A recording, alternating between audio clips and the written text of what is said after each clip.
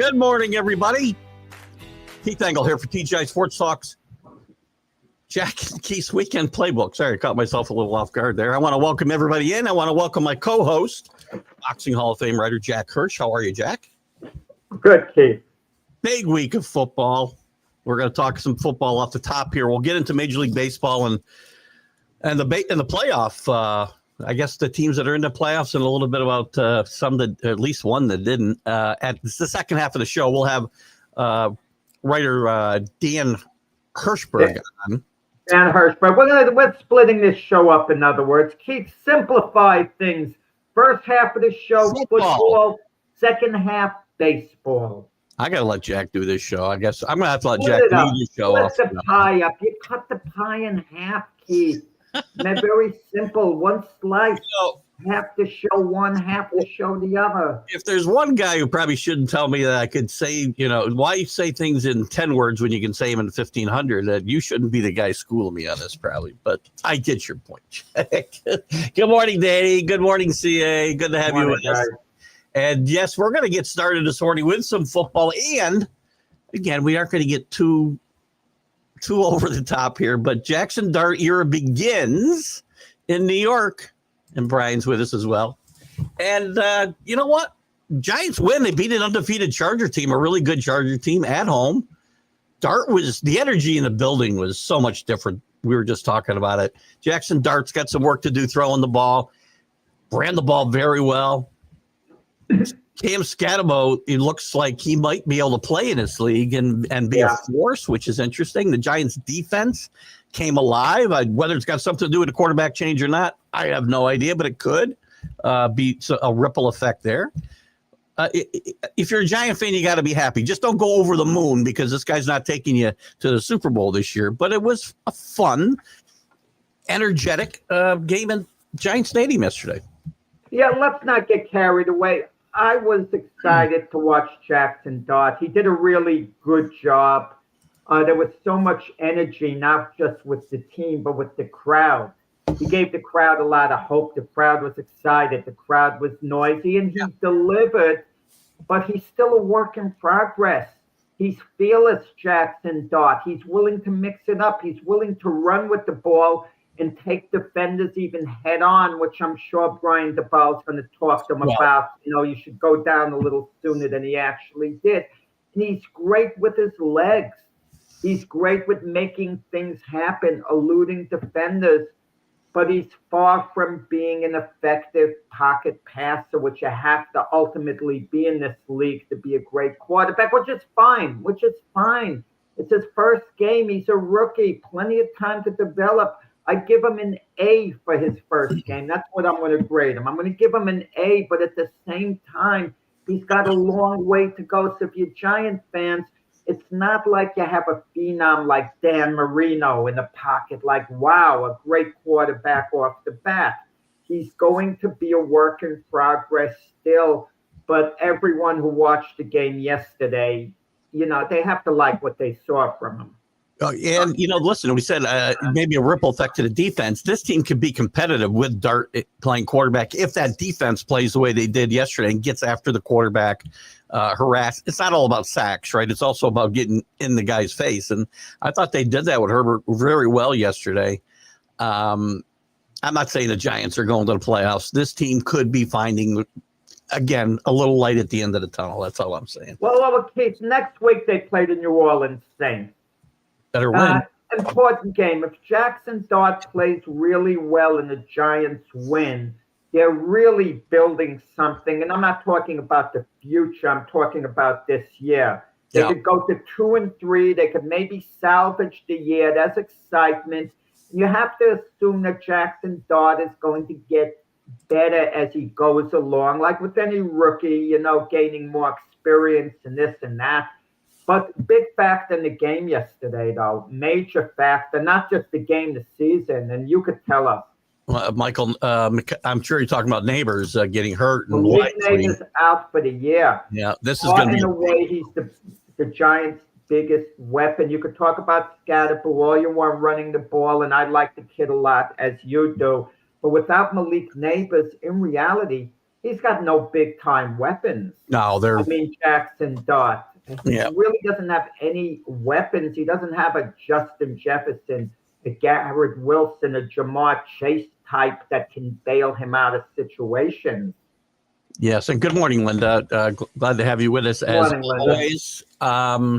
That does let the air out of the sails a little bit, obviously, because, well, maybe a lot. It's going to hurt his development and the team's success, obviously, as well, because he hasn't had a lot of chances to show off his talent because of other factors, quarterbacks and offenses and whatnot. But he's a special player, and they're going to miss him a lot for sure. Yeah, very unfortunate. In other news yesterday, we don't want to, because we can't take up the whole show with football today. The Patriots, who you've been so down on, special teams matter. And actually, it doesn't apply necessarily to the kicking rules that CA is talking about here. But Patriots special teams are really good yesterday. Marcus Jones ran for about 160 or 70 yards of punt returns and a touchdown. Drake May is getting better. They don't turn the ball over. This is not a bad football team when they don't turn the ball over. And their defense played very well yesterday. They did. They did a great job, the Patriots. You like them a lot better than I did. They're 2-2. In other words, Keith, the jury is still out on the Patriots. But next week, I think a verdict is going to be delivered because they're going to play at Buffalo. And if they leave Buffalo 3-2 winning that game, I revised my opinion on the Patriots. I'm no longer down on the Patriots. I switch over to Keith Engle's side that they're legitimate playoff caliber type team. Not that they'll necessarily make the playoffs, but they're certainly going to be in contention till the very end.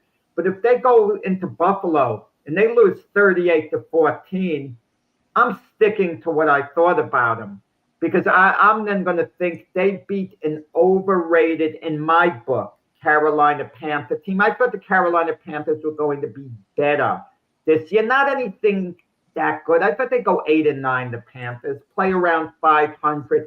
It's hard to play 500 in a 17-game schedule, even though now the Cowboys can do that, with the tie yesterday. They could. I'm not a math major, but I guess you can right, do it. Right. The Panthers, I'm going to tell you, the Panthers next week, I saw their game. I forgot their game, who they play. They play the Dolphins next week. And if the Panthers lose to the Dolphins, you could stick a fork in them, not just for this year, but going forward, because that means that franchise would have made no progress at all. Brian doesn't want you switching up. Stick with what you said. But what did I say? They're 2-2. You got to give credit sometimes. And I want to give the Patriots some credit. You can I thought admit you're Carolina was going to win the game. I thought Carolina Panthers were going to be an improved team this year. And the way they lost, it's not so much how you lost. Look, I've given James Martin a hard time with the New Orleans Saints. Now, the Saints lose by 12 points to the Bills yesterday. They gave a game for a while. Excited about it. At least they were competitive. They were competitive. They made a game out of it. And at times during the game, you had a little doubt. Is it possible the Saints could actually pull an upset? A little doubt, there. But, ultimately they didn't get blown out. The Panthers, it was disgraceful the way they played. And it's alarming, too. I mean, who's going to be their quarterback of the future now? If Bryce Young isn't getting it done this season, I mean, what do you do? And look, Keith, let me ask you, do you cut your losses in certain situations, like with Cam Ward with the Titans? If he has a dreadful year, and I don't want to hear about Cam Ward saying we all got to play better. Worry about yourself, guy, because you've been bad this year as a number 1 overall draft choice. And if he's miserable the whole year, and you're the Titans, and you're going number 1 in the draft again, and you could get the best college quarterback, you not take him because you've already invested in Cam Ward, a number 1 overall pick. You tell me. At least as we stand here today, I don't see a guy that stands head and shoulders above anybody else in college that you say, I got to dump my quarterback I picked number 1 last year for this guy. I just don't see that type of talent coming out of here. There's some good quarterbacks, but nobody that I would do that for. And I'd give Cam Ward a little chance. This isn't a good football team. He's not surrounded by a lot of talent. I mean, you got to give him that. And Bryce Young, too. I mean, Bryce Young, other than McMillan, who kind of was disappeared. I think he might have been banged up yesterday, but he's got no help on that team. Their offense is dreadful. Their special teams is even worse, by the way. I didn't hear back from Sonia yesterday after she told me something about the Patriots beating up on a poor week. Yeah, well. And I said, just hire a special teams coach. And I saw Sonia do her show after her post talking. She looked really sad. She did. I would be too if I was getting thrashed like that. I mean, geez, it wasn't even. I should have stopped. If it was a fight, they would have stopped it, Jack. To use a boxing analogy. Yeah, but we'll see going forward. Like I said, the Panthers play the Dolphins next week. If they beat the Dolphins, maybe they straighten out. If they lose to Miami, it's really bad. It's really bad now. Same with the Patriots. They go into Buffalo. Wow, what a test. Patriots win. Mike Vrabel's got them on the right track. And the Patriots are going to be ready to do some good things this very year, which I didn't think they would do. Next week is a true gauge. And again, I'm not a big moral victory guy. I know you're not. Danny and I talked about it, as it applied to the Ryder Cup actually yesterday. But there are things you can take away from losses, right? If they play well next week, I'm not writing off this season as a disaster. If they get beat, like you said, 38-14, well, then I might have to reassess where we're heading. No, they lose 27-26. The jury's still out. No, no shame going into Buffalo and losing a close game, a highly competitive game. They've already lost 2 games. The Patriots could win next week, for all we know. They've already lost 2 games at home they should have won. And in my mind, they needed to win. I shouldn't say should have. They needed to win to be where I want them to be. So now you got to win 2 more games somewhere else. So you need an upset. Keith, there's such a thin line in the NFL. Like yesterday, for example, the Raiders-Chicago Bears game. The Raiders are lining up for the game-winning field goal, and he gets blocked. And now the Bears are 2-2, and the Raiders are 1-3. It would have been just the opposite. One kick had the Raiders made, they'd be 2-2. The Bears would be 1-3. And what would we be talking about? Well, Caleb Williams really is so-so. But instead, we're figuring, Caleb Williams is coming along fine on the block. And Pete Carroll is not getting it done with the Raiders. But if they made the kick, things would have been peaceful in Raiderland. What's funny is Pete Carroll, in my memory, has almost always had really good special teams. And that's kind of and special teams has been prevalent nearly every single week of the season so far. Special teams have just been playing a major factor in what we do. And kind of to segue a little bit, because CA's got a comment here about offensive lines, and the Ravens last night fall to 1-3. Jackson got hurt, I believe. He might be out a couple, 3 weeks. Is this team going to make the rebound and make the playoffs? Keith, if I went away somewhere before the NFL season, the day before the season began, and had no access to any of the games or the results, and I came back after week 4 and took a look at the standings, the thing that would shock me the most would be looking at the Ravens' 1-3 record. I'm alarmed now. Not so much that they're 1-3, even though that does play a big role in it. To lose the way they did to the Kansas City Chiefs, and I know guys kept going out with injuries, one after the other, Lamar Jackson, et cetera. They didn't even look competitive against the Chiefs team. I mean, it was a bad situation. That Raven team, I don't think in all of John Harbaugh's years has ever gotten off to a start like this. It's one thing if you lost the tight game to the Kansas City Chiefs, you figure, we got to get this straight. Now we're just too good. And the Raven team would have reminded me a little of the Packer team long ago that won the Super Bowl with Aaron Rodgers. I mean, the record wasn't good. They came on a bit at the end. They got in as a wild card, won the Super Bowl. Maybe that'll be the fate of the Ravens when all is said and done. but this team is too talented. Like, what the heck is going on? And they got too good of a coach also to play like this. And their defense is just not Raven-like either. Their defense is soft. It didn't play well at all yesterday. I haven't really played well at all this year in my mind. And Danny was reading my mind here because my next comment was going to be every year it feels like, and people want to do this, I think, because we don't like teams to dominate and blah, blah, blah. But everybody wants to write the Chiefs off. The Chiefs are 2-2 without any wide receivers, basically, for the last 3 weeks until this week. Worthy's back. Rice is going to be back in a couple of weeks. This team gets healthy and complete, they're going to be a dangerous team still in the NFL. Patrick Mahomes, as long as you have Patrick Mahomes, you're going to have a chance to be competitive and go to Super Bowls. You know, before the games yesterday, we were thinking about the bad shape the Chiefs could really be in, that it was a must game because the Chargers were favored to beat the Giants, and we thought the Chargers were going to go to 4-0. Yeah. And we were thinking, wow, this Raven team absolutely has to win this week. And if they beat Kansas City, which many of us thought they would, the Chiefs would be 1-3, 3 games behind the Chargers, and the Chargers would have the tiebreaker for now. They play the Chargers again, so the Chargers might not have the tiebreaker when all is said and done if the Chiefs beat them when they play again, but that's down the line. But we thought that the Chiefs were in a desperate situation, and at the end of the day, the Chiefs beat the Ravens, the Chargers get upset, and the Chiefs are in it, very much in it. That division is going to be wide open. Listen, the North is going to be wide open because that's why the Ravens aren't out of it. The Steelers are 3-1 in first place. Do you really think the Steelers are like head and shoulders above anybody else and is going to go 14-2? No, I think the Ravens can get back in this, but they got to stay alive till Jackson gets back and get that defense better. You know, Mike Tomlin, he's done it again. I mean, the guy never has a losing season.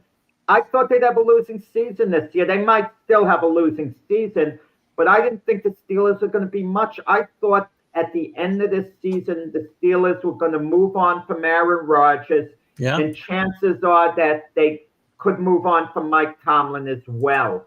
That was my feeling. And now I'm thinking the Steelers never change coaches. As long as Tomlin has a winning record, even if they don't make the playoffs, let's say they go 9-8, he's not going to go anywhere unless he wants to. 3 coaches. And, you know, Aaron Rodgers, one word I think could describe Aaron Rodgers this year. Not good, efficient. He's been efficient this season. And maybe that's what that team needs, an efficient quarterback, and they win on defense. You know, again, this could all go badly. They were playing pretty well last year, if I remember right, too, and they lost their last 3 regular season games, I think.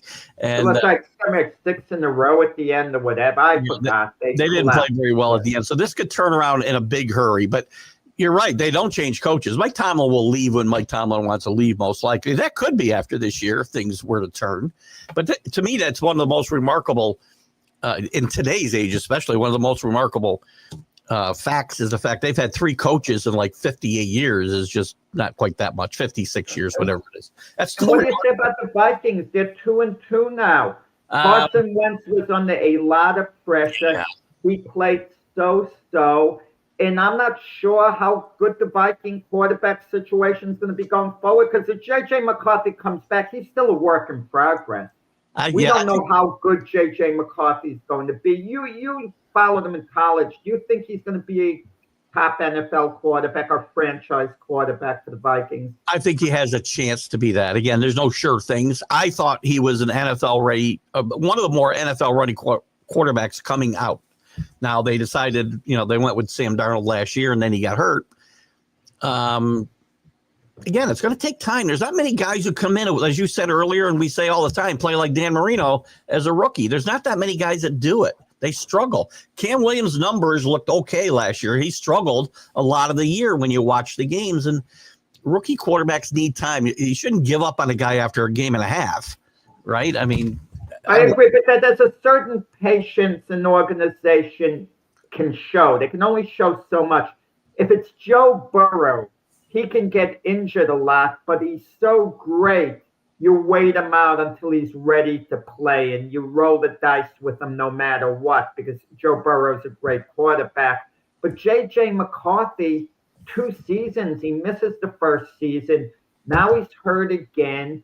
And when he comes back, if he gets hurt one more time after that in the near future, how much patience can you show after a while? Well, it's also and Danny makes a point, and listen, offensive lines are bad almost. No one has an offensive line, hardly anyone. They're almost all bad, and the ones that are good, if they get hurt, they're not deep. And I don't know. Again, it's a Jackson Dart thing. My only hesitation to put him in and play, and the same thing with McCarthy, is you're going to get the crap beat out of you because your offensive lines are not good. And if your quarterback isn't tough enough to take it, and you want to risk injury and poor performance, then you roll the dice. I mean, I may not play McCarthy if I think he's going to get beat up that much this year. I'll put him in spots, but I don't know. I'm sure he's going to play when he comes back. Carson Wentz kind of showed you yesterday. That's who Carson Wentz is yesterday.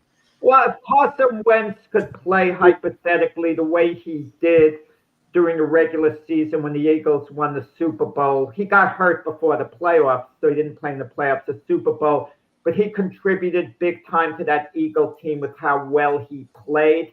If he can get back to that form, it's very possible that the Vikings would roll with him the rest of the way, and McCarthy wouldn't automatically get the starting job back. But he didn't play that way, Carson Wentz, yesterday. He played that way the week before.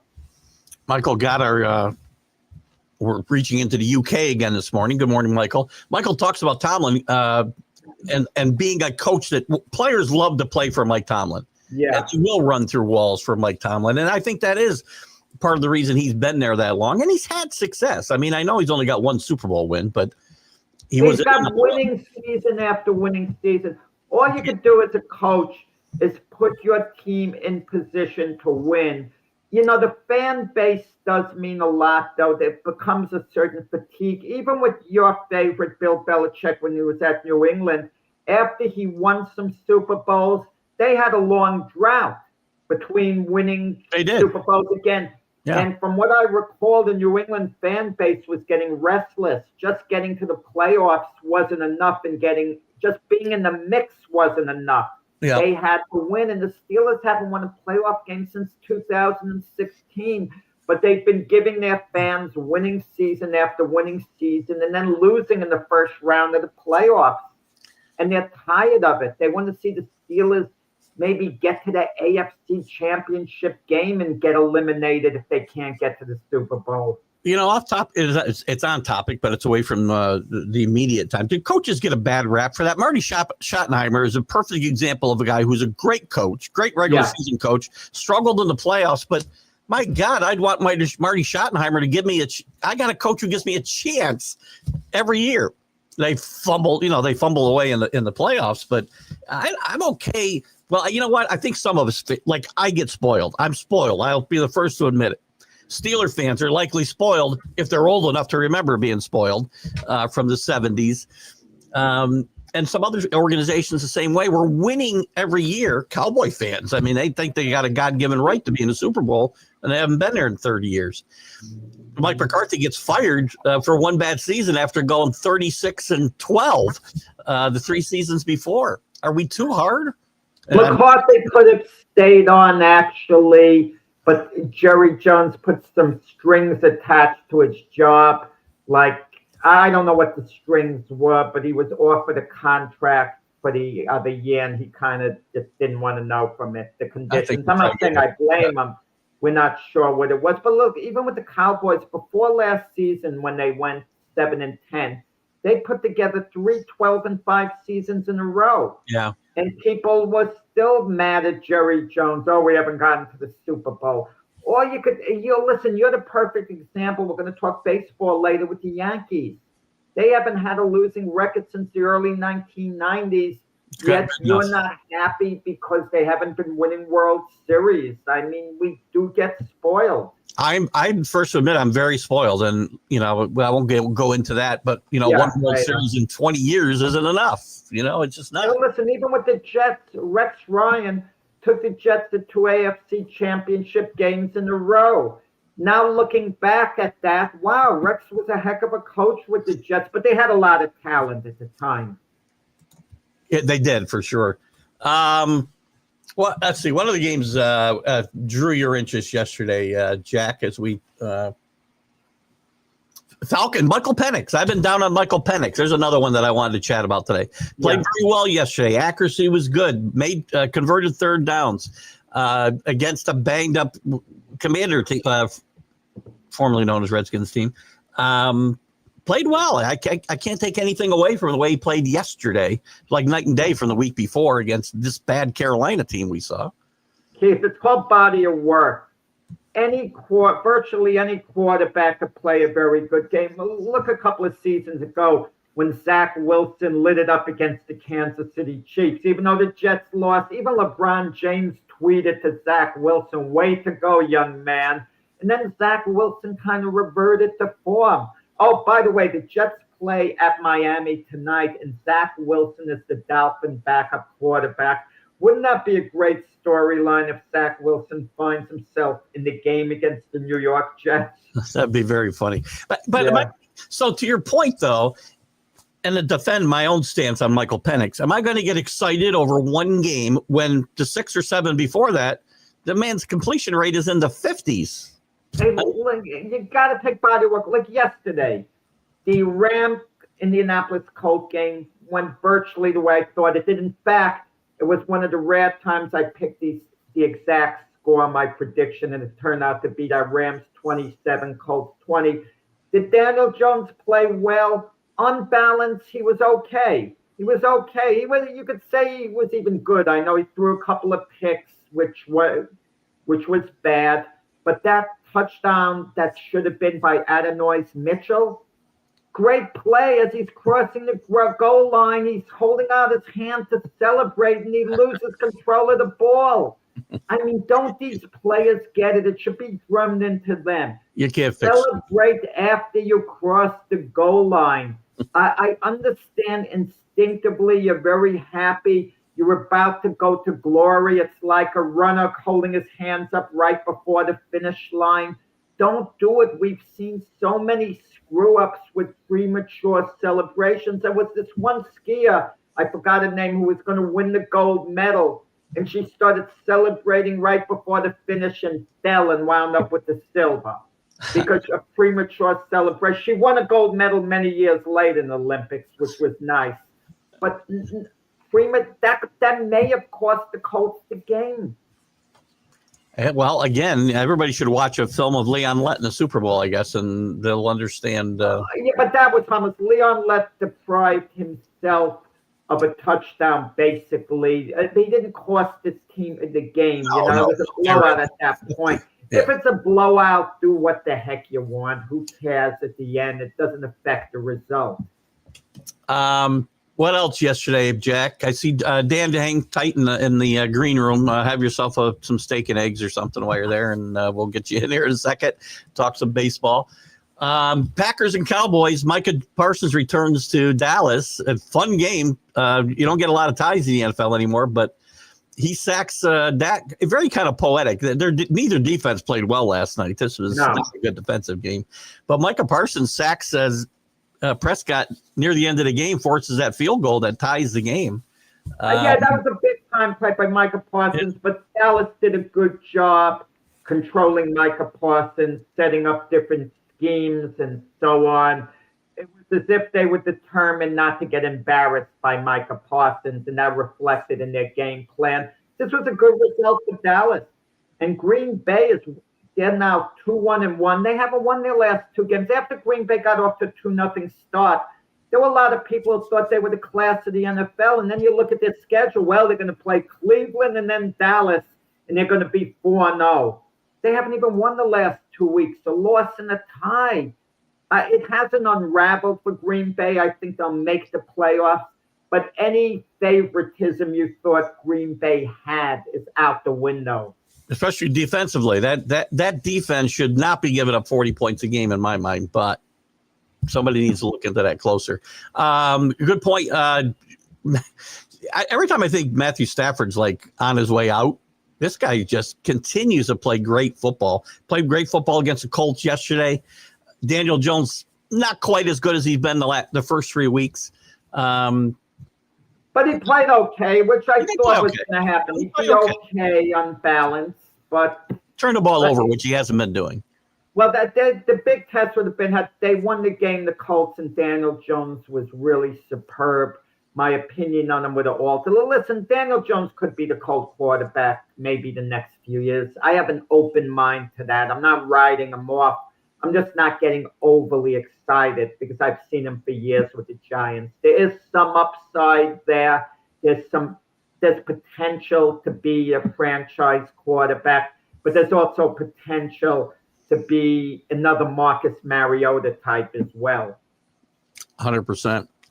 So another interesting week in the NFL. We're going to bring Dan in here in a second. The games tonight. Listen, I'm going to bed early. I don't know about you, but I'm not staying up and killing myself. The Jets game starts a little after 7, and you're going to bed early. I may go to bed just so I don't have to watch any of that game and hurt my. Well, I got to stay up. I got to stay up to the end of games the next few nights because the Jets play tonight, so I stay to the bitter end, unless of course it's a 41-0 game. They're getting blown out, and the Yankees play Tuesday, Wednesday, and maybe Thursday night against the Red Sox. I stay up for that. And we know Red Sox Yankee games last 4.5 hours, so we're going to be up late. Well, it's the playoffs. I don't mind long games in the playoffs. So, anyway, with that, we're going to pivot to some baseball, and we're going to talk with writer Dan. Good morning, Dan Hirshberg. How are you? Nice to meet you. Hey, Dan. Good morning, guys. Dan, do you think that Tampa Bay Rays cap is appropriate the day after the season, considering they played under 500? I mean, had I not known what their record was, I thought the Rays would have been in the playoffs, and you're showing your support. And did not know the Yankees this weekend either, by the way. Thank you, Dan. What can I say? I'm in mourning. Awful year. Well, just real quick, Dan is the author of Baseball in Pinellas County, as well as other books about John Elway, Phil Rizzuto. I know you've had articles in Baseball Digest, one of my favorite. Publications. Excuse me. It's not as great as it was years ago, but when I was a kid. But I've actually got, by the way, like hundreds and hundreds and hundreds. I found in a garage sale of Baseball Digest that I have stored here that I pull out every now and again. Read one from the 70s or the 60s. It's a lot of fun. So used to be the Bible of baseball. Dan, what brought you to write this book about baseball in a place as specific as Pinellas County?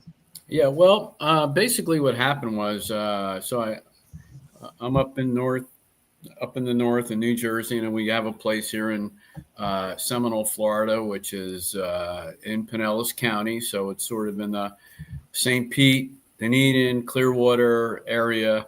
And what started out as, obviously I knew the history of the area. The Mets spring trained here for years, the Yankees, the Cardinals did for several years. So what happened was the short story is I approached the local group of newspapers and I said, hey, how about a story about some of the greats that are still living that trained in St. Petersburg and in the area in Clearwater, the Phillies and all that stuff. And they liked the idea. So that's where it started. And then as time went on, I thought, I actually have a lot of material here about what I call the baseball people of Pinellas County. It sort of segued from writing about, the Tony Kubecks and Davy Johnsons and Dwight Goodens to kind of the local people here. Yeah. And it just, I started writing stories about that. And then I started, one thing leads to another, domino effects. And, I like writing about people. Not necessarily the guy who hit 500 home runs or whatever, but everybody has a story to tell, and there's a lot of stories in Pinellas County. It's a lot of young guys were drafted into Major League Baseball. Some of them didn't get very far. Some had a cup of coffee, as they say. Honestly, very few superstars. But a lot of guys who became very successful minor league managers or coaches and that sort of thing. So that's where it came about. I ordered the book myself. I haven't had a chance to read it yet. I apologize because I didn't find out about your appearance till last week. I like to read the books of people we have on, but I went to order it. No Kindle. I had to get the paperback. My wife's going to kill me because we just got rid of all our books. But old school. I know we got to go old school. I'm looking forward to the read. What was what's the tragic tale, real quick, of I'm going to butcher his name, Steve Gorgiatis. Steve Georgiatis. So this was a story that I had heard through the grapevine, and I just thought it was something I really wanted to write about. And so this guy back in 1988 was pitching for Seminole High School, had an outstanding year, all kinds of potential. I think he was 12-3, 120 strikeouts and 90 innings, ERA, under like 1.4 or 5 or something like that. And got a scholarship to the University of Florida. Future is way ahead of him. And that summer, before he went to college, he ended up going to a collegiate league out in Missouri, and something happened there. I don't know what the story was, but he suffered a little shoulder injury, which I guess turned into a bigger injury. And he had surgery. So the surgery went, typical shoulder surgery, not as intense as these days, but enough. Make a long story short, did not take. So in March of 2000, he goes in for, at that point, was to kind of just tweak the shoulder situation. He goes in, everything seems successful. He's in recovery. He's in his room by himself for 20 minutes, and something happens. They believe the anesthesia. He reacted to that, and apparently started vomiting and choked and died. Gosh. So yeah. So quite a future down the drain. Whether or not he would have been that successful in college and beyond that is another story, and we'll never know. But I did have a long conversation with his mother, and she had some great tales. And interestingly enough, the family was from Brooklyn, and they specifically moved to Florida because the son, they felt, had all this potential, and they wanted him to play basically 12 months out of the year. Yeah, Dan, you've conducted a lot of good interviews, but I get the feeling, correct me if I'm wrong, your favorite had to be Davey Johnson, who recently passed. Mm-hmm. Yeah, that was Tell a great us about the Davey Johnson interview. Yeah, that was great. It's not in the book, but it was a great interview that I did.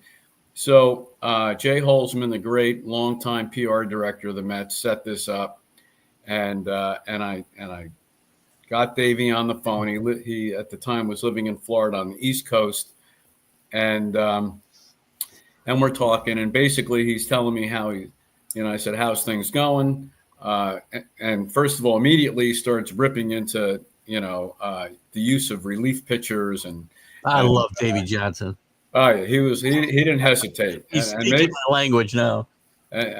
Maybe he thought that's what the interview was about, but it didn't matter. He just went right into it and started like, oh, these guys, and this was around the,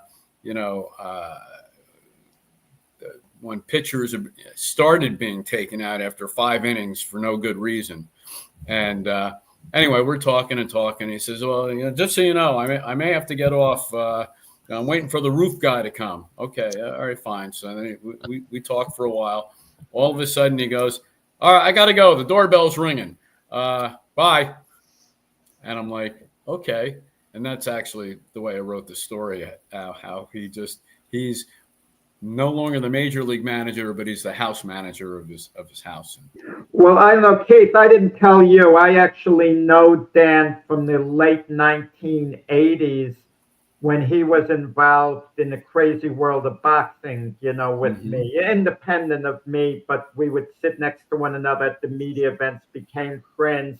He detoured the baseball very smartly, after being with boxing for a while. And Dan has visited, correct me if I'm wrong, Dan, every major league ballpark. Is that true? Every major league ballpark. Well, actually, every Major League Baseball city. So I've been to right. So Minnesota, I have not been to the new stadium. I was at the Homer Dome. And Texas, I haven't been to that new one or the Cardinals, but every 30 major we league don't expect it to pack up and run there immediately. Yeah. And then, but I've seen Major League Baseball in 43 different baseball stadiums. Oh, that's cool. Yeah. Which is your favorite stadium of all of them? Majors and minors. If you had to pick one that's a favorite that you love going to. So I always have to sort of answer that with a caveat. Of the new ballparks, the newer ballparks, Pittsburgh is the best. Camden Yards is good, and I hear that. San Francisco is good, but I'll tell you what, PNC Park and Pittsburgh is just a great place to watch a ball game. Not necessarily a great team, but great ballpark. And of the old ballparks, I am sentimental about this, and it would be the original Yankee Stadium. Attaboy. Yeah. I was so afraid you were going to say Tampa's stadium, and I was going to have to cut this. No. That is an awful place. With that said, what is the worst stadium of the 43 that you've been in? Well, I would say that Tampa Stadium is one of them. Yeah. I also went to see the Expos and that was terrible.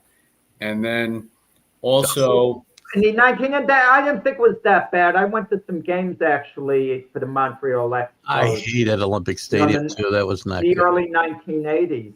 Well, maybe I went a little bit later when the team was, they were talking about leaving, and I just remember it was a big stadium and hardly anybody was there. Yeah. It was just the atmosphere, I guess, was rough.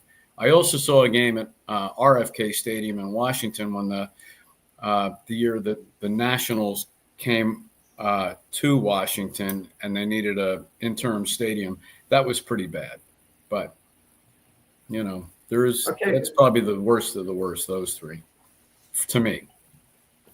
I think let's get to the playoffs now.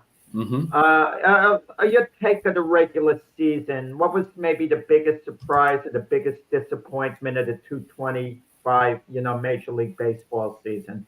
Well, I think the biggest surprise, although kind of mid-season, I kept talking about the Milwaukee Brewers, and friends I talked to were like, "Oh, no, they're going nowhere." What do you mean the Brewers? And I still think that they're a dark horse to go all the way.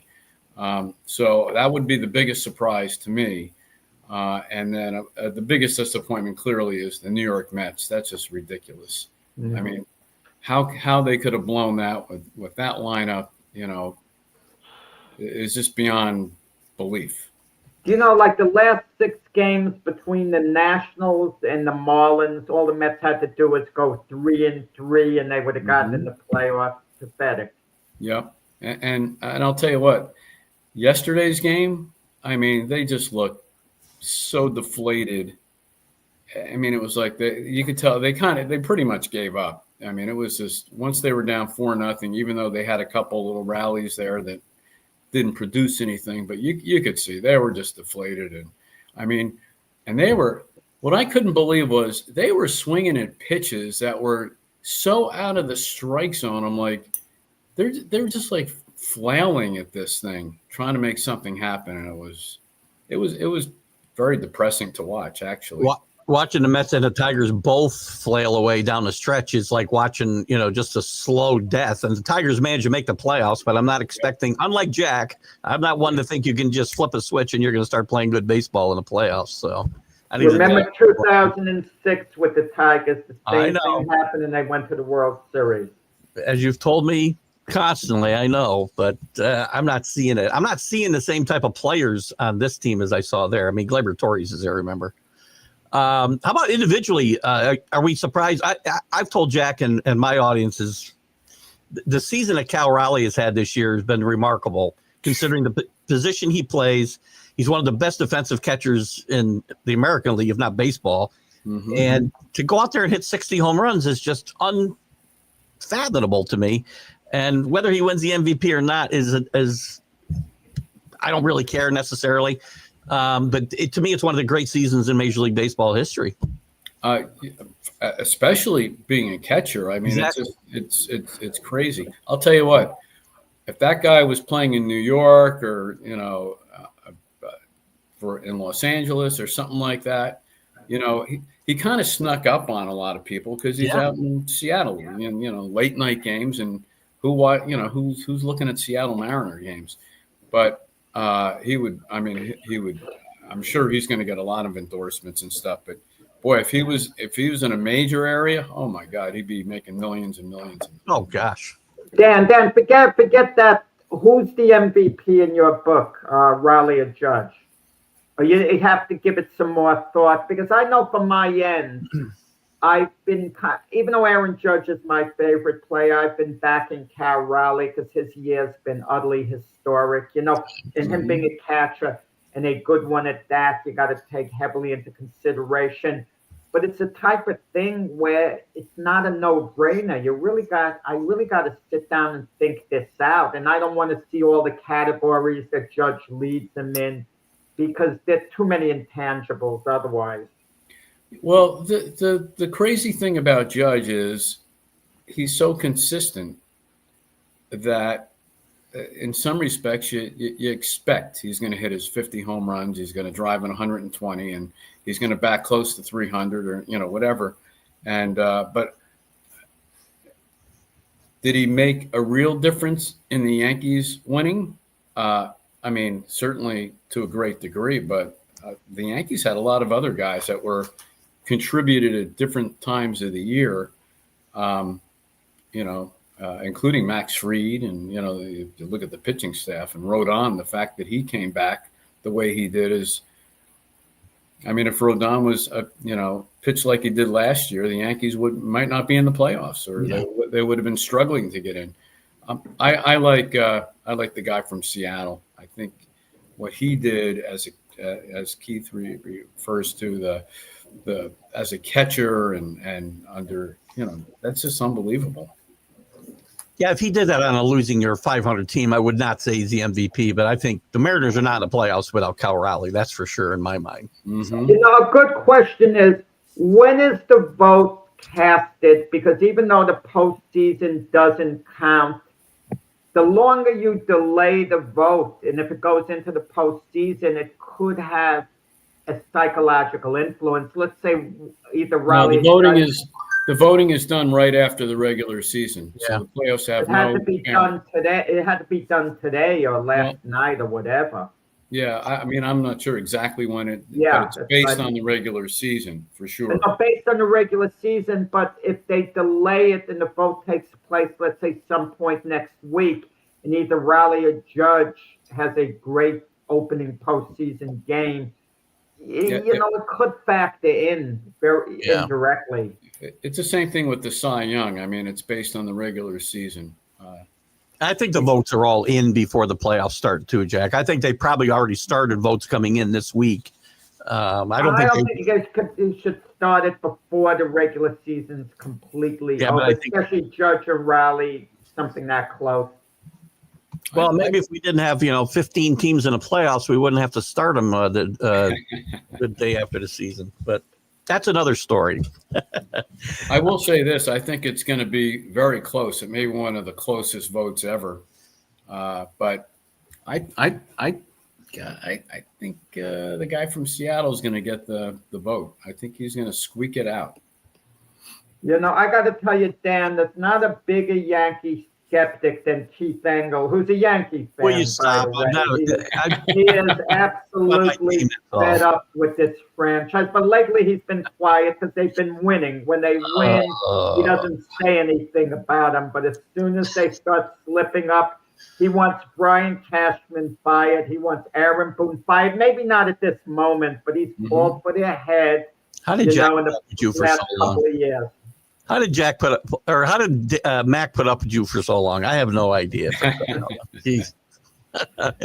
So I see this question here. I guess you guys see it too about same I divisions. just put that up. I wanted to put that up. Do you think that they should? And that's actually a good question. The Yankees have to start with the Red Sox. Do you think that they should keep them away from each other for the first round of the playoffs anyway? I do. I mean, they've played each other during the year, and now all of a sudden, no, I think that it should be split up. I do. At least the first round. Even the Tigers and the Guardians. I mean, the NFL used to do that, I think. I don't know if they do it anymore. I don't think they do because, again, once you start putting all these teams in, it's harder to do, or putting different rules in. I think the NFL used to have a rule where you couldn't play somebody from your division in the first round. And maybe Major League Baseball needs to look at that as well. Well, I think, Keith, a better example, the Guardians and the Tigers. What does it matter who won the division now? They're playing one another in the first round, and that's all anyone's going to care about when it's over. Yep. If the Tigers win that series, they're not going to care that much they didn't win their division, and the Guardian fans going to be really disappointed. Oh, it's basically an extension of the regular season kind of for the division now. So, yeah. Well, if I had to pick a dark horse in this race, I'm going with Cleveland. Believe it or not, they're hot. They're hot. If you believe in momentum, like most of the world, other than Jack Hirsch, you would think that the team formerly known as the Indians would have a pretty good shot here. But yeah, listen, I think this is wide open. I don't know about you guys. I like the Brewers. I like the way they play baseball, as you mentioned earlier, Dan. Mm-hmm. Their history hasn't been great in the playoffs, but again, that doesn't have to come into play. This is a different team, a different manager. I love the way they put the ball in play. And the Blue Jays, who have played pretty good baseball this last week, your Rays could have won one game this weekend. It would have been nice, actually, but we could have got a bye. But the Blue Jays are another team that put pressure on a defense. They put the ball in play. They don't strike out 13 or 14 times a game. And those 7 or 8 outs make a huge difference when you're making a team make plays. And I think the Brewers and the Blue Jays play similar baseball in that sense.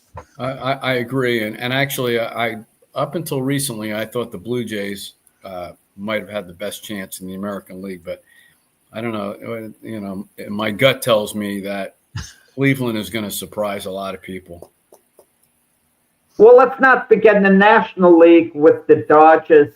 The Dodgers, it's like they did what they had to do, and no one thought they'd be actually playing in the wild card round. Some people thought they might have one of the great teams of all time. They were stacked, and their offseason acquisitions were like off the charts.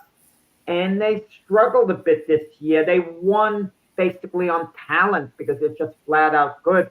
Can they turn the switch on for the playoffs now? That's the question. Exactly. And I mean, they certainly have the talent, but, they're going to beat the Reds. I think the Phillies are going to give them a lot of trouble. The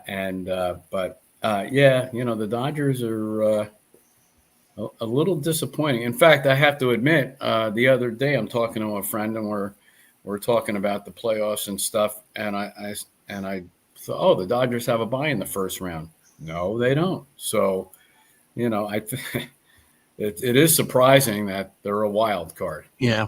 That's a team that personally I thought was going to win 115 games this year, and they end up playing in the wild card round. I myself, they won their division. Let's not forget that. No, they're playing in the wild card round, but they're not a wild card team. No, they've done. And listen, I think Dave Roberts gets a bad rap. I think he's done a great job with that team. Year after year, he loses his entire starting rotation, and until this year, he'd won 100 games like 3 years in a row. So it's not like he's a bad manager, but. And Danny Fuller won't like hearing this. Sorry, Danny. I think I give the Reds a puncher's chance, to use a boxing term again. That's twice in this show, Jack. In this series, because they got a lot of really good young players out. They're erratic and they make some silly mental mistakes. But I like some of their young pitchers. I like some of their young players. And if they play to their potential and play smart baseball, I think you could see a surprise here. I'm not predicting that, but I think they're a live underdog. I wouldn't predict that if I were you, but okay. I'm not predicting anyone could beat anyone in baseball. I'm going to tell true. you, and I don't know whether Dan agrees with this or not. You could take a major league all-star team, the best players, and for one game they could play the Brooklyn Cyclones, and the Brooklyn Cyclones could conceivably beat them. Unlikely, but conceivably. Mm-hmm. You can't do that in other sports like football. You can't take an all-star team and take a average college team. They're not going to beat the NFL all-stars. But baseball, anyone can beat anyone for for a short period of time. Well, yeah, that's true. Yep. The thing that throws a wrench into this whole thing, or I don't know if I want to say a wrench, but a curveball, is the bye. Is the bye beneficial or not? Baseball players are used to playing every day and having nearly a week off now while you get rested, you get your rotation in line. I get that. But I know historically it's 50-50, I think, since they started this with teams moving on that had a bye in the first round. And it's been it's only a small sample size, 2022 maybe. That's why I like Cleveland. I think the Mariners will be affected by that's a team that will be affected by the layoff. Yeah. But a bye means you've won a series indirectly because you advanced. I mean, who wouldn't want that? Yeah, but again, if you're playing hot, like Dan's referring to the Cleveland, don't you want to keep playing because you've got that momentum and you might kill it? I remember, if I remember right, the Rockies a bunch of years ago when they actually could play baseball in Colorado. I don't know what they play out there now, but it's not the game of baseball I remember. When Clint Hurdle was a manager there, they won like their last, 15 games in a regular season to get in the playoffs. And I think they won all their games in the NLCS. And they had a break before they got to the World Series, and they got annihilated by, I believe, the Red Sox, if I'm not mistaken. Yep. So I don't know if time off is really good for a baseball player or not. I'll tell you one thing. Here's I'm going to make this prediction that these managers, they need to let their quality starters go more than 5 or 6 innings. That is the stupidest thing when they start pulling guys early on. And so what, the guys at 90 pitches? Let him throw 110. If he's your ace or because once they start going on the bullpens, that's when the imploding happens more often than not. You're preaching. Predictions. Danny's right. That entered my mind. Predictions on the series. Predictions. Tigers and Guardians. I like the Tigers. Who do you like, guys? Like just who you like, basically. And then we will go down the list. I'm going to stay with the team formerly known as the Indians here and momentum. Okay. Dan? I think Cleveland's that's my pick. One. I like the Tigers. You both like the Guardians. Padres, Cubs. I like the Padres. I'm going to take the Cubbies here, actually. If Kyle Tucker is healthy, I know he's just coming back and got to play a little this weekend. Just tell us the pick. We don't have much time. That's why. Cubs. It's over. Okay, again, you disagree. Yankees, Red Sox. I can't go against the Yankees. Yankees. I think the Yankees are going to, yeah. Okay, Reds, Dodgers. Dodgers. Okay, I agree. Dan, tell us about your book, how people can get it before we wrap up. Yep. So Baseball in Pinellas County, it's available on Amazon and, all the usual suspects of online purchasing. You probably could go to Barnes & Noble and order it there, in person. It's not something they would have on their shelves. Obviously, it's more of a Florida-based book, but any Barnes & Nobles online, any of those sort of things, you can get it there. Good stuff. I have ordered it myself, should be here today, and I can't wait to jump into it myself. And I want to point out twice today, Jack has told me I talk too much, which is like, Oh my God. Danny, help me out over here. Dan Hirshberg, it's great having you on today. Good luck with this book, and I'm going to post it to the TGI Sports Talk page and my personal page, and we'll help you the little bit that we can for sure. Thanks a lot, guys. Thanks so much for having me. Thanks again. Thanks, Bye-bye. Dan. Jack, great job. Great job. Thanks Great for guest. putting up with me this show, Keith. Great. Oh, you're fine. You're the best. I put up with you every week. It's fine. Linda calls me and talks me off the ledge after every show. I'm just kidding. Jack, fun job. We'll see you guys Friday morning with Jack and Keith. So weekend update again, and you got the glove fist tonight, Jack, at 7? At 7 p.m. Eastern Time for the best in boxing, 1 hour of great boxing talk with my co-host, Frank Lizzo. Watch Jack rip into Frank about something tonight. It's always I interesting. want to talk football or Miami Dolphins. They're playing my Jets. That's all he's going to want to talk about. It's all good stuff. And I'll see you Wednesday night with the college football huddle. Good night, guys. Have a good afternoon or good morning, whatever it is. Bye-bye.